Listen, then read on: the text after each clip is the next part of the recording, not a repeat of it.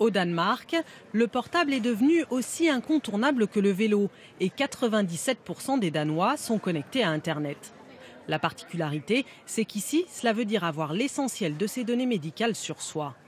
Agnès se connecte sur le site Santé Nationale. On y retrouve son médecin traitant, ses rendez-vous médicaux, son groupe sanguin, ses traitements ou encore ses vaccins. Normalement, on a un carnet de santé papier avec ses vaccins. Mais je l'ai évidemment perdu en voyageant. Maintenant, tous mes vaccins sont là. Le Danemark fait partie des pays les plus avancés en matière de santé connectée, du dossier patient informatisé à l'utilisation des nouvelles technologies de la communication. L'hôpital universitaire d'Aarhus, le plus grand du pays, l'un des plus modernes aussi. Ce sont des bornes interactives qui vous accueillent. Première étape du parcours du patient, flasher sa carte de sécurité sociale. C'est utile, car comme ça, ils ont toutes les informations importantes sur moi. Des données de santé qui se retrouvent dans le dossier patient informatisé et vont suivre le malade pendant tout son séjour à l'hôpital. Cet architecte vient d'être opéré du cœur. Le chirurgien dispose à son chevet de toutes les données pour la visite de contrôle, les radios, les électrocardiogrammes, mais aussi les informations des autres hôpitaux. Si nous avons un patient de Copenhague ici à Aarhus, nous pouvons quand même voir s'il a déjà été hospitalisé et connaître ses antécédents. Cette hospitalisation sera aussi notifiée sur le portail national santé. Je peux voir ce que le docteur a écrit dans mon dossier et mon médecin traitant va pouvoir le voir aussi, bien sûr. C'est le patient qui décide qui peut avoir accès à son compte. Lui n'a pas peur pour ses données de santé. C'est privé et le système danois sécurise les fichiers, donc personne d'autre ne peut les utiliser.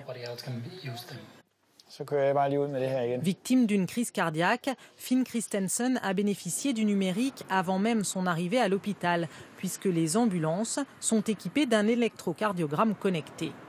Cet examen, crucial, est ainsi télétransmis directement dans le service de cardiologie et examiné soit dans cette salle, soit sur le portable du médecin. Il va ainsi décider si le patient doit venir dans ce service hyper spécialisé ou si l'hôpital local suffit. Au final, les crises cardiaques sont prises en charge plus rapidement, jusqu'à 1h30 gagnée, et seules les vraies urgences arrivent dans les grands hôpitaux. Ces urgences sont centralisées ici, dans la salle de contrôle numérique. Sur les écrans tactiles, l'ensemble des patients hospitalisés et ceux qui vont arriver en ambulance. Cette vue d'ensemble, en temps réel, permet d'anticiper et de mieux gérer le parcours des patients. Ici, par exemple, l'état d'occupation des lits, service par service. Ça aide à optimiser la capacité de l'hôpital et à être sûr qu'il y a assez de lits pour chaque patient.